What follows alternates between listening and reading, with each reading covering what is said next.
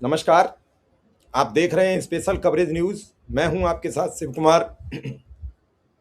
मेरे साथ हैं वरिष्ठ पत्रकार आदरणीय शीतल पी सिंह सर। सर के बारे में कौन नहीं जाता। सर का बहुत बहुत स्वागत, बहुत बहुत अभिनंदन। सर, ये सामने मेरे एक तस्वीर है और इस तस्वीर पर अब मेरे पास तो कोई शब्द नहीं है। अगर इनके साथ कोई दुर्घटना घटती है तो इसका जिम्मेदार कौन होगा। अभी अभी खबर मिली है सोशल मीडिया के जरिए कि उद्धव ठाकरे ने ये मांग रखी है कि राहुल गांधी जाएं, क्योंकि देश के प्रधानमंत्री से तो कोई कह नहीं सकता। अच्छा, वो मानेंगे भी नहीं, कोई कहेगा तो सलाह मरो जियो, कौन पूछने वाला है। ज्यादा कुछ होगी तो वो अपनी पोस्ट भी शेयर नहीं करेंगे कि एक आदमी देश में एक परीक्षा थी जो लीक हुई थी, उसको लेकर भूख हड़ताल पर बैठा और अपनी जान दे बैठा। वो इस बात को भी कभी नहीं बताएंगे। तो सर, क्या राहुल गांधी अब सोनम वांगचुक जी का ये जो भूख हड़ताल का अनशन है इसे समाप्त कराने के लिए जाएंगे? अब मैं उनके ऑफिस से नहीं संपर्क में हूँ और मुझे किसी ने बताया नहीं है, लेकिन उन्हें जाना चाहिए। एक नागरिक के तौर पर मुझे लगता है कि हर एक को जाना चाहिए और इस अनशन को तुरंत तोड़वाना चाहिए, क्योंकि जिस सरकार के सामने ये अनशन कर रहे हैं ये अंग्रेजी सरकार से ज़्यादा क्रूर है। और इनको इस किसी मनुष्य के जीवन का या उसका कोई मतलब इनको खास परवाह नहीं, खास क्या परवाह ही नहीं होती है। इनके अपने लक्ष्य हैं, वो अपने लक्ष्यों की ओर केंद्रित हैं। वो जवाबदेही रखते ही नहीं किसी चीज़ में, सिर्फ अपने मन की बात आप तक पहुंचाते हैं। आपके मन की बात आप अपने मन में रखिए। अगर आप किसी किस्म के पुराने अतीत के प्रतिवाद के तरीकों से, जो गांधीवादी तरीके हैं हमारे देश में, जो संविधान सम्मत है, जो हमारे नॉर्म्स में है, उसका पालन करते हैं तो इनको उससे फर्क नहीं पड़ता, क्योंकि ये एक्चुअली गांधीवाद वगैरह के का मजबूरी में नाम लेते हैं, जहाँ उसके बिना काम न चल रहा हो इसलिए टेक्निकली नाम ले लेते हैं। मन में इनके वो सब कुछ नहीं है। इनका लोकतंत्र के लिए कोई सम्मान नहीं है, नागरिकों के लिए कोई सम्मान नहीं है, किसी के तकलीफ में उसको हल करने के लिए किसी किस्म की मानवीयता दिखाने का इनका कोई रिकॉर्ड नहीं है। इनका रिकॉर्ड एकदम उल्टा है और बहुत खतरनाक है। और तो वो इस ऐसे लोगों के सामने एक सीमा से आगे अपनी जान देना तो बिल्कुल नहीं। मैंने तो खुद ही आज पोस्ट लिख के ट्विटर पे अपील की है कि इनको भाई तुरंत दिल्ली और एनसीआर में जो लोग हों, जो प्रबुद्ध अपने को समझते कहते हों, सार्वजनिक जीवन में हों, वो लोग जाएं और इनसे अनुरोध करें कि आप अनशन को छोड़ दें। आप किसके सामने अनशन कर रहे हैं? जिनके सामने कर रहे हैं उनको इसकी कोई लाज शर्म है नहीं। गंगा के लिए लड़ते हुए एक वैज्ञानिक, आपको याद ही होगा कौन, क्या उनका नाम था, समजीवी अग्रवाल या क्या थे, कि जी मृत्यु हो जी। गई। ऐसे अनशन करते उनकी मृत्यु होगी, इनको कोई फर्क नहीं पड़ा। इनको लोगों की लाशों से कोई फर्क नहीं पड़ता है। 50 लाख लोग मर गए कोविड में, आंकड़े बदलते रहो, झूठ बोलते रहो, पीठ ठोकते रहो, ये उस तरह के लोग हैं। तो इसलिए आप जान दे रहे हैं तो उनको क्या फर्क पड़ने वाला है। प्रतीक आपने एक कर लिया, अब छोड़ दीजिए, मान जाइए। आपके कार्यक्रम के जरिए मैं भी अनुरोध कर रहा हूँ कि आप दीवाल से उम्मीद क्या कर सकते हैं? सामने दीवाल खड़ी है, मनुष्य नहीं है वो लोग। सर, इतनी बड़ी जिद्दी सरकार आपने कोई पहले भी देखी? मैं इस पे एक टिप्पणी जरूर आपकी चाहूंगा। नहीं, मैंने तो कहा कि अंग्रेजी सरकार भी ऐसी नहीं थी। उनको कुछ लाज शर्म थी, जबकि वो साम्राज्य था उनका। तो वो यहाँ के हमारी नस्ल के थे भी नहीं, तो दूसरे देश के लोग थे, हम पे राज कर रहे थे, हम उनके गुलाम थे। लेकिन उनके सामने ये सब करने पर, इस तरह के व्यक्तित्व के मामले में निश्चित तौर पर उनमें कोई सदाशयता थी। लेकिन यहाँ तो कोई ऐसी बात ही नहीं है किसी किस्म की। ये तो हमारे अपने अंग्रेज हैं, भूरे अंग्रेज हैं, और ये तो उससे भी बहुत आगे के लोग हैं। तो इनके अपने दोस्त यार, अपने हित, अपने वो क्रोनी कैपिटलिस्ट, अपने लिए झोला उठाने वाले, अपने लिए दंगा फैलाने वाले, ये सब उन्हीं लोगों के लिए है। अपने लिए झूठ बोलने वाले, सोशल मीडिया पे लोगों को गाली देने वाले, डराने वाले, धमकाने वाले, घरों पे जाके हिंसा करने वाले, ये लोग इनके हैं, उनके लिए है, उनके लिए उपलब्ध है। सर समाज यार, तो ये चारा है बस।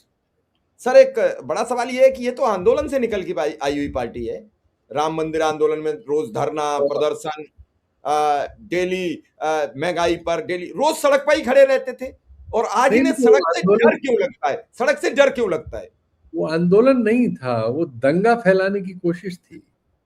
उसमें कितने लोग मारे गए, लाशें गिनिए, घायल गिनिए, कितनी जगह गोली चली है, कितनी जगह हिंसा हुई है, उसके बाद कितनी उस नाम से हिंसा हो रही है।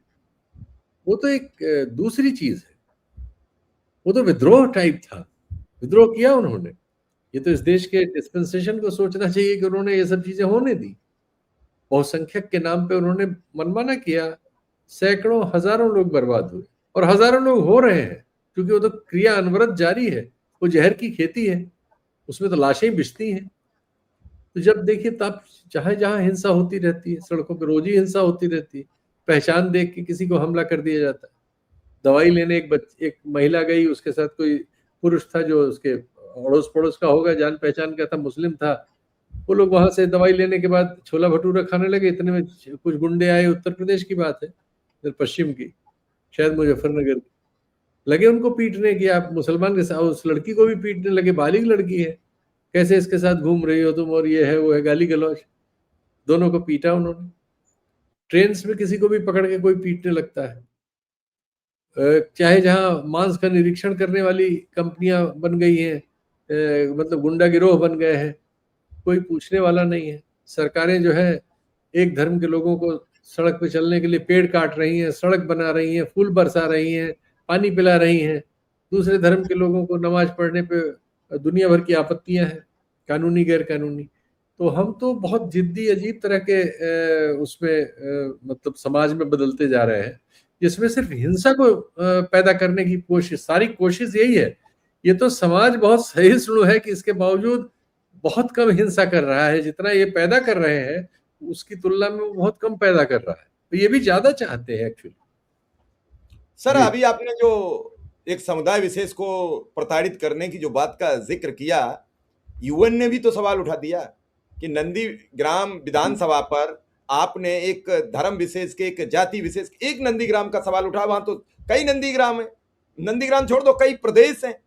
तो क्या ज्ञानेश हर आदमी कुमार वही को कर रहा है भाई। सवाल? इस पार्टी में कोई आदमी, एमएलए, एमपी, प्रधानी, ब्लॉक प्रमुखी, सब में यही काम कर रहा है, यही बोल रहा है, एक से एक बुरा बोल रहा है।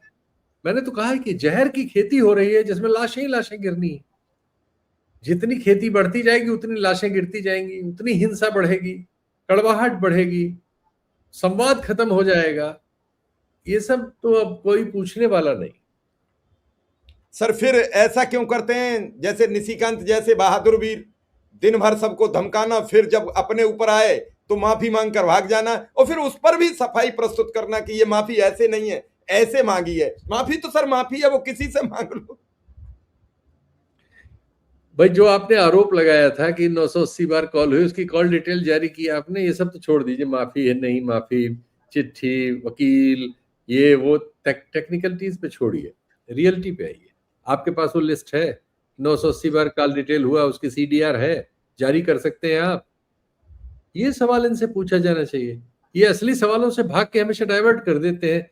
बात आम की होती रहेगी, इमली, और इमली से होते हुए अंगूर तक चले जाते हैं, और फिर आप भूल जाते हैं कि बात आम पे हो रही थी। तो आप इनसे जिस सवाल से शुरू हुए थे, जो इन्होंने आरोप लगाया था अखिलेश यादव पे, इन्होंने और इनके जैसे हजारों ने सोशल मीडिया अकाउंट्स में, इनके प्रवक्ता ने, अजय आलोक ने, वो सीडीआर की रिपोर्ट कहाँ है? जब एसआईटी की रिपोर्ट आ गई तो सीडीआर में क्या दिक्कत है भाई, जारी कर दो। और वो जो पुलिस है जो जांच कर रही है, या एसआईटी जांच कर रही है, उन दोनों ने न किसी कोर्ट में वो कागज लगाया, न कहीं दावा किया, न कहीं किसी को बयान दिया, न कहीं कोई किसी का वीडियो है, न किसी के रिकॉर्ड्स है। जो रिकॉर्ड्स हैं वो ये है कि ये आदमी तो 40 साल से संघी है। जो टिन्नू यादव है, ये 1988 में ओटीसी ट्रेन हुआ था। ओटीसी क्या होता है? जो स्पेशलिस्ट इनके कार्यकर्ता होते हैं, जो बिल्कुल हार्डकोर हो जाते हैं, उनकी ट्रेनिंग ओटीसी कहलाती है। तो वो तो 1988 से पक्का संघी है।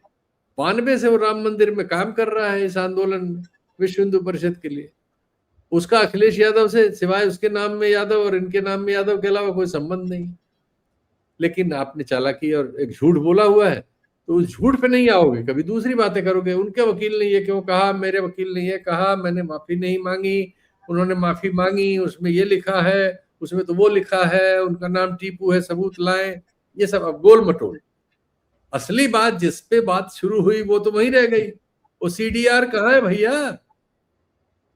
980 कॉल वाला जो आपके पास है, आपने देखा, आपने खबर लिख दी, आपने रिपोर्ट लिख दी, आपने पोस्ट लिख दी, आपने दावा कर दिया, वो कहाँ है? सर एक सवाल बार बार उठ रहा है इस जगह कि राहुल गांधी विदेश जाते हैं तो पूरा संवर्ग एक टूटता है, राहुल गांधी कहाँ है, राहुल गांधी विदेश कैसे चले गए, राहुल गांधी कहाँ चले गए। प्रधानमंत्री भी विदेश थे और नेता प्रतिपक्ष की जानकारी तो पूरे सिस्टम को होगी, कहीं जाएंगे तो बिल्कुल बता के जाएंगे हम फला देश जा रहे हैं, इसमें कोई दो राय नहीं है। तो फिर इतना बवेला क्यों फैलाया जाता है, इतना बवाल क्यों किया जाता है हर बार? दोनों बातें हैं। तो बवाल करने वाले चूंकि उनका काम है अपने खिलाफ वाले के खिलाफ बवाल करना, इसलिए बवाल किया जाता है। जो जाते हैं विदेश उनका काम है लोगों को संतुष्ट करें कि वो बवाल उनका ढीला हो जाए। कांग्रेस भी तो असंतोष पैदा कर रही है। ऐसे क्या वजह है कि वो बीच बीच में विदेश चले जाते हैं? जाएं, उसके जो भी जिस वजह से जा रहे हैं उसको बताने में, वो तो राजनीति कर रहे हैं, उनको बिल्कुल हर चीज बतानी चाहिए। उनको भी, उनका भी क्या ऐसा है जिसको छुपाने की जरूरत? उनको कोई जरूरत है नहीं, छुप सकता नहीं है कुछ। सरकार से थोड़ी कुछ छुप सकता है, सरकार को तो सब पता है। लेकिन सरकार उससे राजनीति कर रही है, तो आप राजनीति का जवाब दीजिए। राजनीति तो यही है, अब पर्दाफाश कीजिए। इसलिए जाते हैं भाई, इसलिए गए, ये थी सभा थी, फलाना था, ठिकाना था। हम लोग भी गए थे, बुलाया गया था, एक कार्यक्रम था, कार्यक्रम हुआ, कहीं कोई पूछे उसका जवाब है। लेकिन मतलब जवाब तो होना चाहिए। आप, हम तो खैर राजनीतिक दल नहीं है, हम जवाबदेह नहीं है, वो तो जवाबदेह है, राजनीतिक दल है, लीडर ऑफ अपोजिशन इस देश। तो ये उनके ऊपर भी आयद है। उनके जो लोग विपक्ष में है या जो सत्ता में है आज, और आप विपक्ष में है, वो तो आपको फंसाएंगे ही, वो आपको बिल्कुल फंसाएंगे। लेकिन आप साफ रहिए, सबको हर चीज संतुष्ट कीजिए पब्लिक को। राजनीति कर रहे हैं तो बिल्कुल जवाब देना ही पड़ेगा, देना ही चाहिए। राजनीति में कोई चीज आपको तो सार्वजनिक होना ही पड़ता है। आपका निज क्या बचता है? कुछ नहीं। सर सोनम वांगचुक जी की तबीयत लगातार बिगड़ रही है और इस पर जो चुप्पी छाई हुई है, आपने जो अपील की है वो बहुत भावुक अपील है। लोग जाएं जंतर मंतर पर, उन्हें समझाएं, अनुरोध करें, विनय करें, अनुनय करें, उन्हें भोजन पर लाएं। बिल्कुल उनका सोनम वांगचुक के जाने से इस देश पर कोई असर नहीं पड़ेगा, लेकिन जिस लिहाज से वो जाएंगे वो इस देश पर एक कलंक होगा, एक काला धब्बा होगा। सर यस, असर क्यों नहीं पड़ेगा? यही कलंक लगेगा देश पर, लोकतंत्र पर कलंक लगेगा, समाज पर लगेगा। कितना निष्प्रह समाज है कि उसने ऐसे किसी आदमी को मर जाने दिया और हस्तक्षेप नहीं किया। हम सब लोगों पर एक कलंक के तौर पर होगा, इसलिए मैंने लिखा है। नहीं, आपकी पोस्ट देखकर मुझे चिंता लगी, इसलिए आज आपसे इसी मुद्दे पर बातचीत की। तो सर क्या अब प्रधानमंत्री विदेश से लौट आए हैं, सोनम वांगचुक जी पर, राम मंदिर पर, या इस पूरे प्रकरण पर कुछ बोलेंगे, या फिर इन अनपढ़ गवारों को केवल मन की बात से संबोधित करेंगे? मुझे याद आ गई इसलिए सर कह दिए, क्षमा प्रार्थी। नहीं, वो तो अभी बाहर थे तो बोल रहे थे हम गेहूं में सेकंड हो गए दुनिया में। उसको कुछ लोगों ने फर्जी उड़ा दिया। इधर भी फर्जी उड़ाने वाले बहुत सारे हैं। वो व्हीट कह रहे थे, वो बीफ कहने लगे, क्यों कह रहे हैं बीफ सेकंड हो गए। व्हीट में भैया हम 13-14 से क्या बहुत पहले से सेकंड थर्ड रहे हैं, इसलिए कि हमारा देश में 150 करोड़ पेट है। गेहूं नहीं होगा तो खाएंगे क्या? तो हमारे यहाँ तो हरित क्रांति हो गई थी 7वें दशक में, 8वें दशक, तब से हम लगातार बढ़ते चले जा रहे हैं। उसमें आपने क्या कर दिया? कोई नया बीज पैदा कर दिया आपने जो ज्यादा पैदावार देता है? आपने आने के बाद कोई नया बीज पैदा किया, नई खाद पैदा कर दी कि जिससे ज्यादा पैदावार होता है। खाद क्यों नहीं की? क्यों नहीं की? जो खाद का कट्टा 50 किलो का था वो 40 का कर दिया। आप कितना विकास चाहते हैं? हाँ, ये करते हैं उल्टे कि 50 किलो खाद को 40 किलो कर दिया। तो आपको तो उल्टा श्रेय है। किसान की आय दुगनी कर रहे थे, वो बेचारा आधी नहीं बचा पा रहा है। उसकी आय दुगनी का वादा किया और आधी रह गई उसकी। तो ये आपका जादू है और आप उसका श्रेय खुद ले रहे हैं। अब अंडे उत्पादन में भारत, इतने लोग हैं तो इतने लोगों का मुंह है तो अंडा ज्यादा पैदा करते हैं, तो उसमें हम लोग फर्स्ट सेकंड हो जाते हैं। मछली में हो रहे हैं लगातार, क्योंकि ये सब हमारे भोजन का हिस्सा है। अब लोग नॉनवेज की ओर बढ़ रहे हैं, नए लोग जो बच्चे पैदा हैं अब सभी धर्मों के, सभी जातियों के, सब अब ज्यादा खाते होते हैं, सब नॉनवेज खाते हैं, तो धीरे धीरे उसका प्रचलन बढ़ रहा है। आप तो उल्टा कर रहे हैं। आपकी सरकार ने तो बंगाल में जाते ही दोपहर में बच्चों को अंडा मिलता था, उसमें प्रोटीन वगैरह होता था, उसको बंद कर दिया। ऐसा कई जगह आपकी सरकारें कर देती हैं, खाने में से प्रोटीन कम कर देती हैं। तो आप तो उल्टा करते हैं, ये तो अपने आप हो रहा है, इसमें आपका क्या रोल है भाई? लोग रोजगार के लिए मछली पाल रहे हैं, खेती में नहीं कमाई है, अंडा मुर्गी पाल रहे हैं, सुअर पाल रहे हैं, बकरी पाल रहे हैं, और उससे होने वाले उत्पादन को आप श्रेय खुद ले ले रहे हैं। आपने कोई खोज की हो, आपके जमाने में कोई ऐसा बीज आ गया हो कि शिव कुमार मिश्रा जी के यहाँ 1 एकड़ में 20 क्विंटल होता हो तो उसकी जगह 50 होने लगा हो, तो बता दीजिए। नहीं।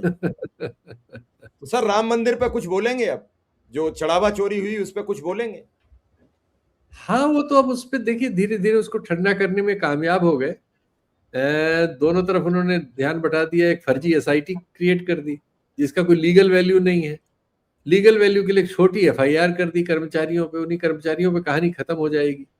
वहां जो अन्य कहानियां आ रही हैं वो सारी चीजें बंद रहेंगी। जमीन के सौदों की, अन्य अपराध जिनका मैं नाम नहीं ले रहा हूँ, इशारा कर रहा हूँ, वो भी जान रहे हैं, हम भी जान रहे हैं, और अयोध्या में चल भी रहा है। तो इन सब चीजों की चीजें दब गई। जो आपका कंस्ट्रक्शन था 2400 करोड़ का हुआ है, उसमें जो सप्लाईज थी उसमें 40% की चोरी के आरोप थे, वो दबी हुई है। तो बड़ी बातें दब गई, बड़े नेता दब बच गए, कुछ कर्मचारियों को अपना चोरी वोरी में डाल दिया गया, और उस पर चार्जशीट हो जाएगी, एसआईटी की एक रिपोर्ट कुछ दिनों में आ जाएगी, और कोई नेता उसको लीक कर देगा, जैसे प्राइमरी रिपोर्ट लीक की गई थी, और उसमें हो जाएगा कि भाई फलाने को क्लीन चिट है, ढिमाके को क्लीन चिट है, वही जिम्मेदार है, 3-4 चोरों पे बात खत्म हो जाएगी। सर एक अंतिम बात बस आपसे पूछूंगा कि अब इस देश में जो स्थितियां हैं वो अनुकूल नहीं है। महंगाई का एक गुब्बारा रोज फूट जाता है, सुबह को फूट जाता है, शाम तक हम लोग भूल जाते हैं, सुबह फिर वही महंगाई आ जाती है। और नितिन गडकरी कह रहे हैं अब हम हवा में उड़ने वाली बस लाएंगे। नितिन गडकरी जी के बेटे की कोई कंपनी खुल गई होगी जिसमें हवा में उड़ने वाली बस का इंतजाम हो रहा होगा पहले से, तो हवा में हमको आपको उड़ा ही देंगे। अब सबकी गाड़ियों में उन्होंने 30-40% एवरेज की कमी कराई दी है, तो इसमें भी हो जाएगा। हमारी कार में तो अच्छा खासा, हमने वो हाइब्रिड ली थी 22-23 का उसमें था, वो 18-19 रह गया, साफ साफ 17-18 दिखा रहा है। तो ऐसे वो तो एक पत्रकार ने तो उससे आपने पूछा, चेक नहीं कराया होगा मैकेनिक से? आप अपने मन से कह रहे हैं ये बात, वो बता रहे हैं कि आपने मैकेनिक पे नहीं चेक कराया होगा इसलिए कम है। क्या हो, एक पत्रकार ने तो पूछा उनसे कि भाई मैकेनिक क्या, हम तो रोज अपना यूज करते हैं, जानते हैं कि ये तेल भराते हैं तो इतने किलोमीटर चलती है, अभी इतनी चल रही है। तो ये तो साफ साफ है। तो दाएं बाएं इधर उधर मैकेनिक टेस्ट वेस्ट पे चले गए, चले ही जाएंगे, होशियार लोग तो हैं। क्या हवा में उड़ने वाली बस आएगी भारत में? मैं ये एक प्रधानमंत्री ने कई साल पहले एक बात की थी कि एक ट्रेन आएगी, वो नाम भी भूल जाते हैं हम, तो बताया था बुलेट की तरह होगी, स्पीड में जाएगी, तार सीधे लगेगी, वो भी आ गई। तो ये हवा में उड़ने हाँ वाली देखिए, बस है। तीसरे अब 29 में जब जाएंगे प्रधानमंत्री तब बुलेट पे चढ़ के जाएंगे, तब तक 29 तक आप इंतजार कीजिए, चलिए और हवा वाली ट्रेन भी आ ही जाएगी। चलिए सर, आपने समय दिया इसके लिए आपका बहुत बहुत आभार, बहुत बहुत धन्यवाद। नमस्कार, धन्यवाद धन्यवाद।